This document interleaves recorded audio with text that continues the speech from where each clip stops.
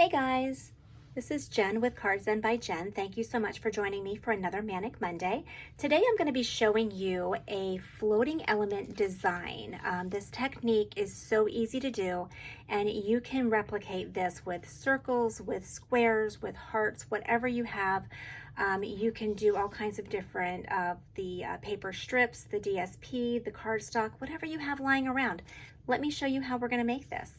We're going to use the By the Bay designer series paper. This is the 6x6. I have been using this a lot. This paper is just so pretty. If you love the beach and the ocean like I do, this paper is just so gorgeous. You would definitely find a link to this in my blog. I'm going to put that aside for a second. The page that we're going to use out of that is going to be this wood grain, this white wood grain page. And we are going to cut that down to be our mat for our card front. We are also going to be using the Like an Animal DSP paper. I love, as you can tell from my shirt, I absolutely love this print. So we are going to be cutting some strips of this. We are going to use crumb cake for our cardstock, or card base, I should say. And we are going to be using some scraps of my black, my basic black, and scraps of my crumb cake for this as well. Again, use what you have. We all have scraps of paper lying around, so just use what you have. The other paper that we're going to use is not really paper at all, but it's clear. It's the window sheets. You get these in a 12 by 12, and then you can cut them down to whatever size you want. Today we're going to cut this to 3.5 by 3.5. The other thing that we're going to be using is our layering circles dies. We are going to be using, don't use your scalloped ones. You want to use a nice clean edge for this. So we're going to be using just our clean edge circle here for this design. So let's start by bringing in our trimmer. I know I'm going to lose a couple of things here soon. Everything's going to come falling off of my craft table.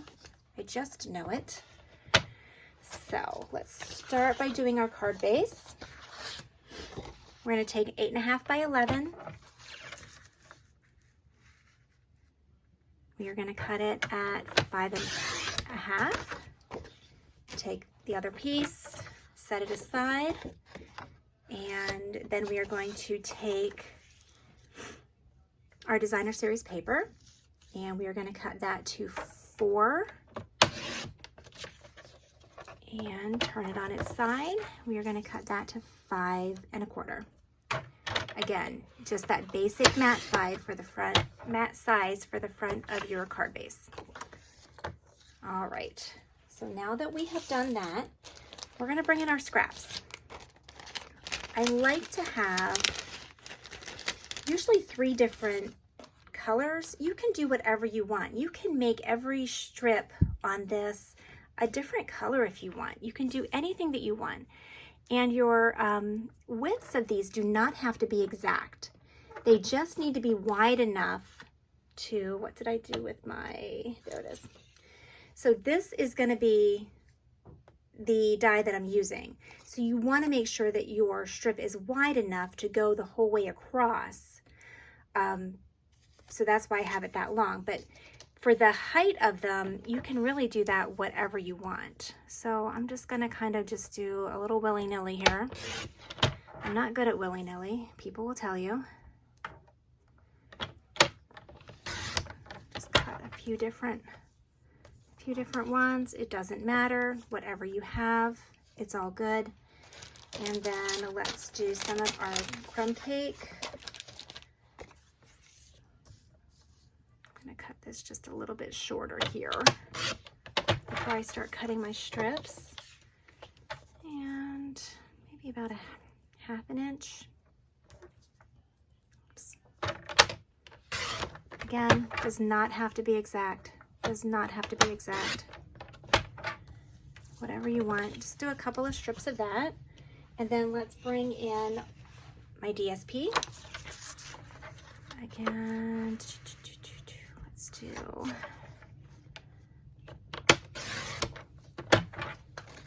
So we have have our strip of DSP, and I just need to make sure that this is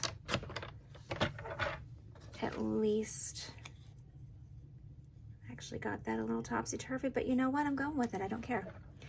All right, so the next thing that we are going to do is, oops, I got rid of that too soon.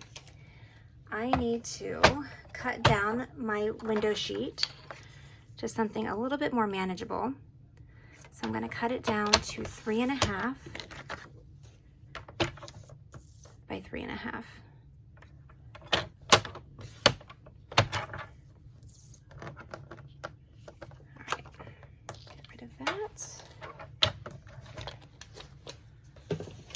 All right, so I think that we have all of our key players at this point. Let's get rid of some of this other stuff. So we have our window cling, and what we're going to do is we are going to use our tape adhesive. You do not want to use your green glue when you are working with your window sheet. All it does is smear. It just really creates a mess. So let's just do, on this other card, I'm gonna put this in the middle. Oh, look at that. I had something stamped on the back of that. Well, that's okay. We're gonna take my glue tape and we're gonna go straight across that, the whole way across, and just put that down on your window sheet. I'm going to take another piece, DSP, and again, you want to go the whole way across with your glue tape. I know it seems like it's a little extravagant, a little wasteful, but you need it to go the whole way across, because then we are going to die cut this, and you still need those pieces to adhere at the edges. All right, so let's keep going. Forgive me for using the Elmer's glue. I actually ran out of my Stampin' Up! Glue, believe it or not, and I'm just waiting for it to arrive. So let's do, I'm leaving just a little bit of space in between so that you have a little bit of clear in between. Let me see, show that to you so you can see it. You see there's a little bit of space in between there? And that is okay. Let's take a piece of our basic black.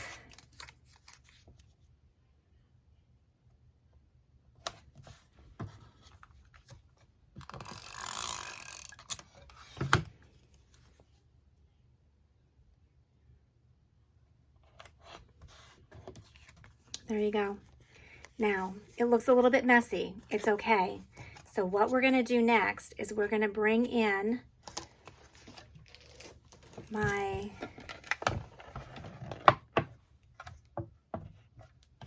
embossing machine, my mini here. And where are my plates? There's my plates. I'm going to bring in the mini. And did you learn the trick with the mini yet? Actually, both of them. Learn the trick with both of them. Whenever you do your plates for the mini, you want to think about it like an E. So you want the bottom plate to be furthest out, the middle plate to be a little bit in, and then the top plate to be out, just like an E. Do you see where you're getting the E there? And that helps pull it through better. So, put this a little bit more where you can see it. Oh, I'm gonna have to go this way. All right, so I'm gonna line this up. Now for my circle, where I position my circle, I want to make sure that I have paper at the top and at the bottom. I don't want it to end like this, where you would be ending on the window sheet. I want to have at the top and the bottom paper. All right, so we're going to run that through there.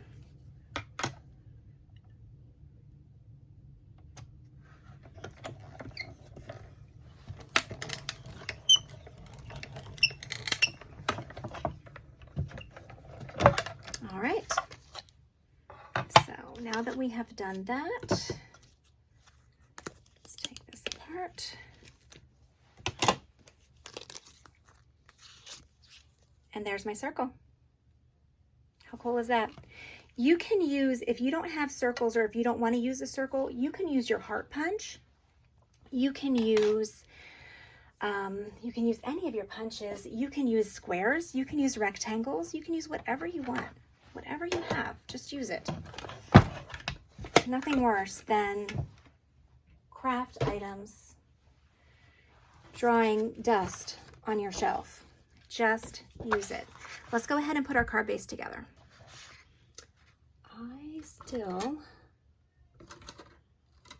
We were just in Michigan for my granddaughter's first birthday, and I took crafting supplies with me, and I somehow lost my bone folder along the way. Believe it or not, I was working on Paper Pumpkin in the back seat of the car on the way home.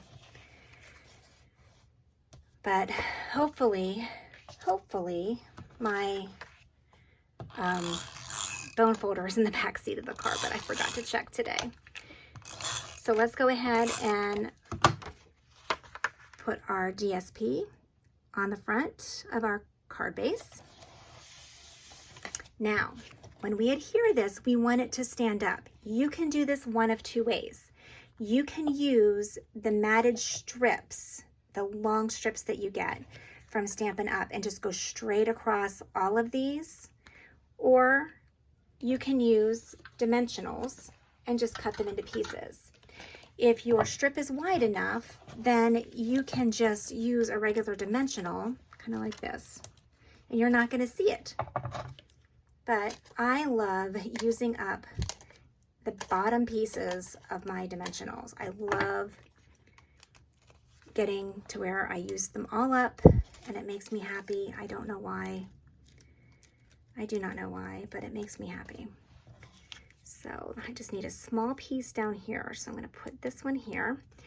Do you remember they came out with black dimensionals? This would be a nice time for black dimensionals. I don't know why I didn't pull those out. But I remember when I saw them, when I first was introduced to them, I was like, why in the world would you need black dimensionals? But then I realized that they do come in handy for certain designs. So I'm going to keep putting my pieces parts there. Let me get another thin piece to go along that bottom. By the way, the paper snips that you get from Stampin' Up are very sharp. They will cut you. It will hurt. So always be careful with those and never allow children to use them. All right, so I have that loaded down with dimensionals, so that's going to stand up off of the front of my card, and then we're going to adhere it right about here.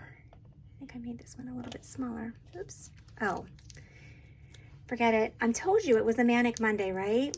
It really is a Manic Monday. You have to take the backings off of the dimensionals before they will adhere. Oh my goodness, please. Please, all you YouTubers, please do not stop following me for this video. I apologize. I hope you are getting a laugh and a chuckle out of it. It has been a day. It truly has. But I love spending my Mondays with you, showing you new designs. So there you go. So last thing that we're going to do is let's stamp something on this, shall we? Because after all, stamping is what we are all about. Let's take, what did I do with it?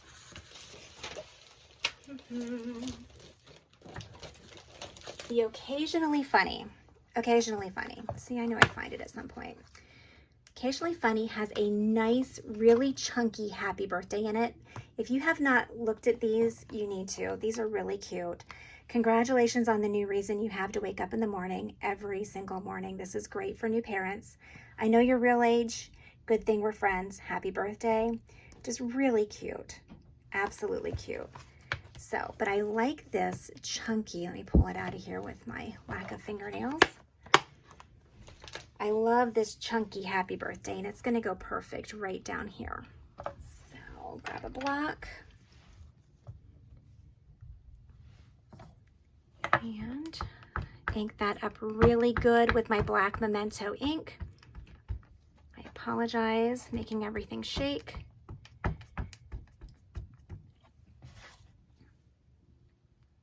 All right, let's see if I can do this without sticking my hand in the ink. Notorious for that.